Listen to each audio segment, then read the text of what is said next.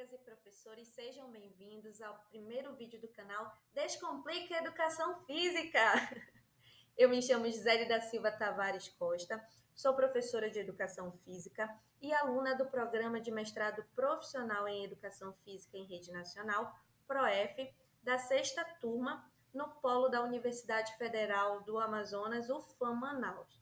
E neste vídeo eu vou compartilhar com vocês um mapa conceitual elaborado em forma de avaliação final da disciplina D01, Problemáticas da Educação Física Escolar, abordando os principais desafios enfrentados na área. Vamos lá? Ao longo de 6 semanas, estudamos 6 problemáticas: o abandono do trabalho docente, a relação teoria e prática, os aspectos legais, indisciplina e afastamento, ensino do esporte na escola e questões de gênero. Foram 6 problemáticas aí da educação física escolar, como vocês podem ver aqui nesse mapa conceitual. Como eu não consegui ampliar, dividi cada problemática em um slide. Então, vamos para o primeiro. A primeira problemática estudada foi o abandono do trabalho docente. O autor Fernando Jaime Gonzalez nos apresenta 3 atuações docentes na educação física: as práticas tradicionais, o abandono docente, também conhecido como rola-bola ou desinvestimento pedagógico, e as práticas inovadoras. As práticas tradicionais apresentam um ensino mecânico e excludente voltado para performance e alto rendimento, reproduzindo o esporte institucionalizado na escola, sem considerar o interesse ou significado para os alunos, o que torna as aulas pouco atrativas e educativas, marcando assim o esporte na escola. Já o foco da nossa problemática, o rola-bola, é uma prática marcada pela ausência de planejamento. Os alunos escolhem as atividades por conta própria, os meninos geralmente jogam futebol e as meninas queimada, e os menos habilidosos pouco participam ou não participam das aulas. Isso reproduz desigualdades e compromete o direito de aprender dos alunos.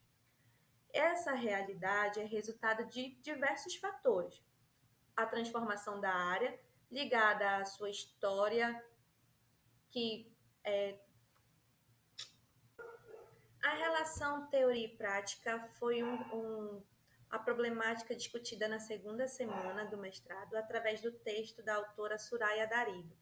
E ela destaca 2 conceitos: o ensinar a fazer, relacionado muito ao caráter prático e recreativo, também é uma característica do modelo tradicional esportivista, sem embasamento teórico, ou seria ali a dimensão conceitual. E essa problemática, ela trouxe uma crise de identidade para a educação física em 1980, e como resposta surgiu o segundo termo que ela nos traz, que é o ensinar sobre fazer, relacionado ali à teoria, trazendo aquele caráter pedagógico de componente curricular e educação física, através da reflexão dos elementos, ou da cultura corporal do movimento.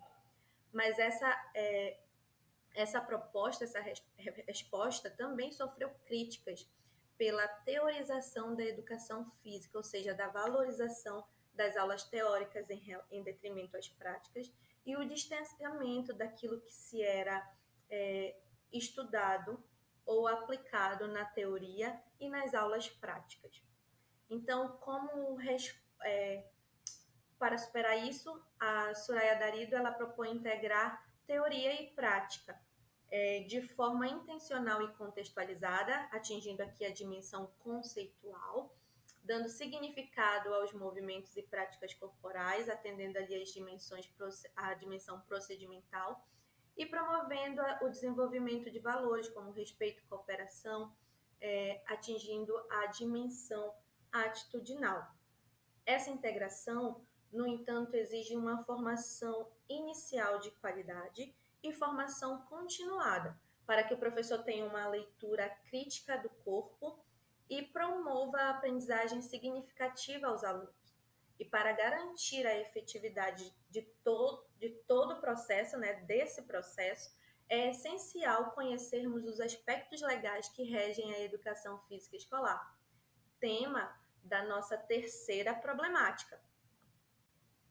A terceira problemática estudada foram os aspectos legais.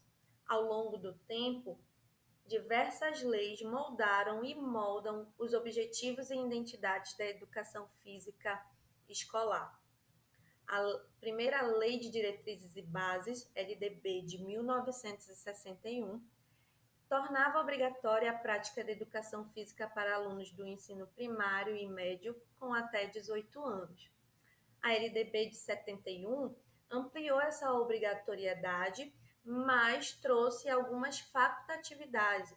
Por exemplo, aos alunos que trabalhavam mais de 6 ou mais horas, né, por dia e estudavam à noite, tinham mais de 30 anos, prestavam serviço militar e estavam fisicamente incapacitados. O que... Essa lógica aí. Bom, a indisciplina e o afastamento estão diretamente relacionadas aos aspectos legais e às práticas pedagógicas adotadas nas escolas. Nessa relação, né, nós vemos a troca de responsabilidades. Os professores e a escola apontam a família como nos casos de indisciplina. A quinta problemática estudada foi o ensino tradicional do esporte na escola. Historicamente, o esporte é quase que automaticamente associado à educação física escolar, mas essa hegemonia trouxe problemas pedagógicos. Por quê? Nas aulas, a prática esportiva costuma se limitar ao quarteto fantástico, que seriam as modalidades futsal, voleibol, basquetebol e handebol, muitas vezes como uma extensão dos clubes esportivos, focada apenas em treinos e formação de times, priorizando rendimento e performance sem reflexão sobre o significado do esporte para os alunos, né? O esporte na escola. Outro desafio é que o ensino esportivo depende muito da experiência pessoal do professor, que tende a ensinar as modalidades que domina, limitando a diversidade e a inclusão e ampliação de um repertório sociocultural, né, repertório motor. As abordagens pedagógicas renovadoras, elas propõem tratar o esporte como parte da cultura corporal do movimento, com significado, contexto e reflexão.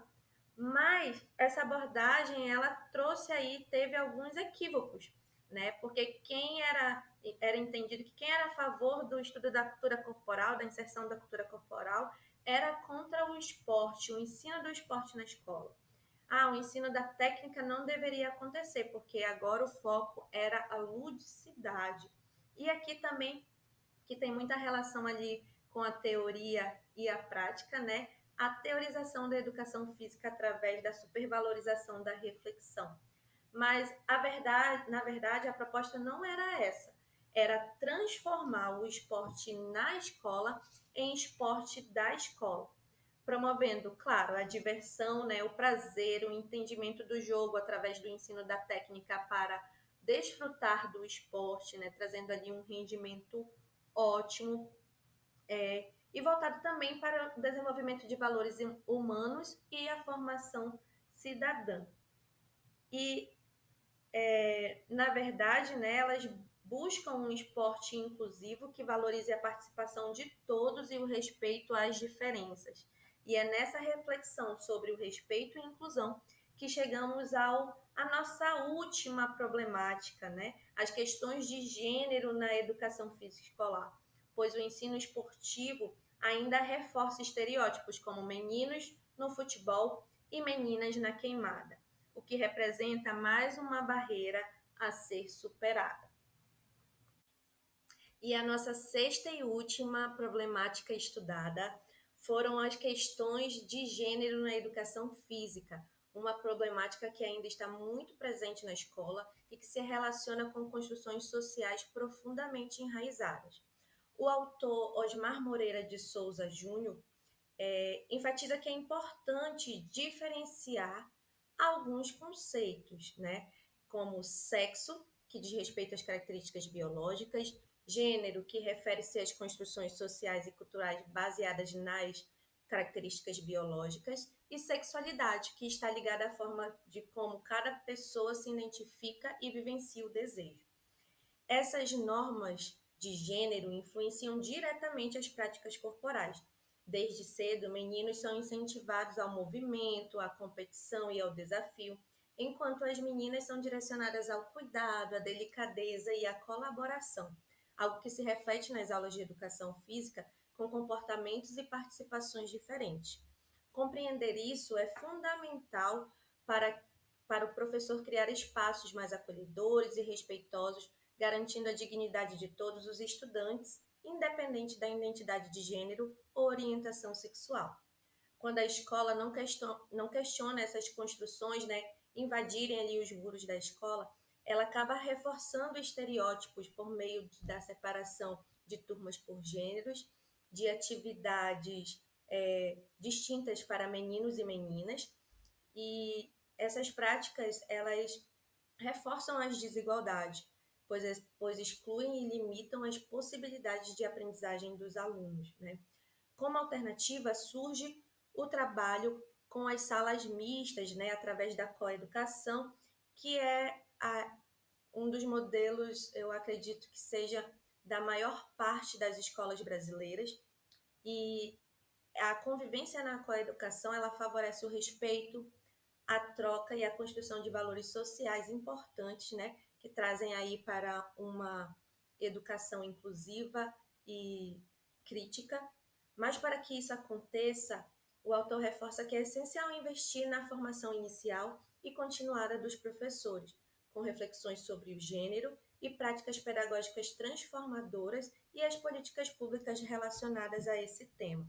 Porque sabemos que as políticas, né, as leis, elas vão interferir diretamente na nossa vida.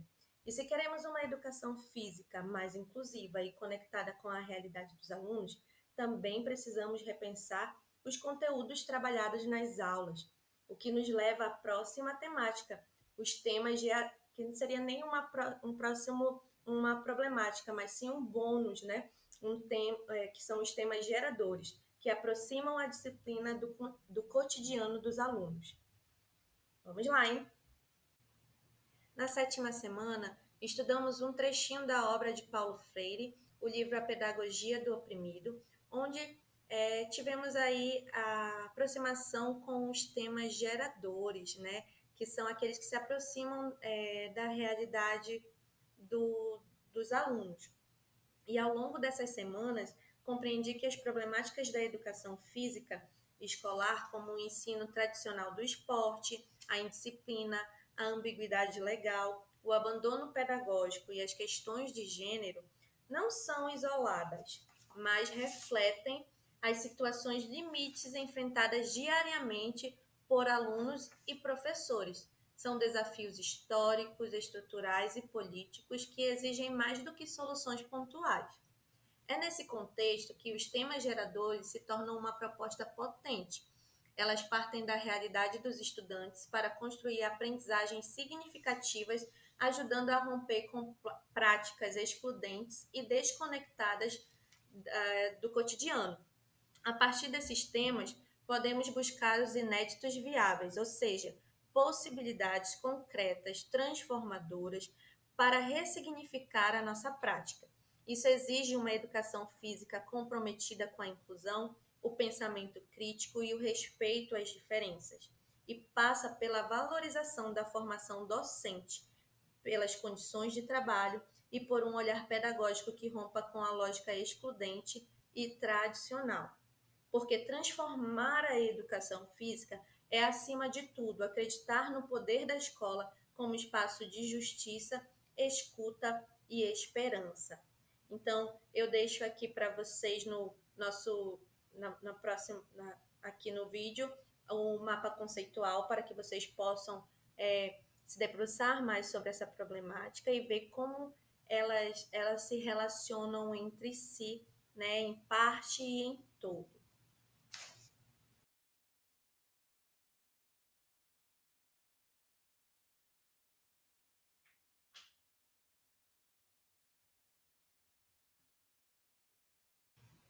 Aqui são algumas obras estudadas durante a disciplina, né? O livro do PROEF, Desafios da Educação Física Escolar, temáticas da formação em serviço no PROEF. O livro A Pedagogia do Oprimido, de Paulo Freire.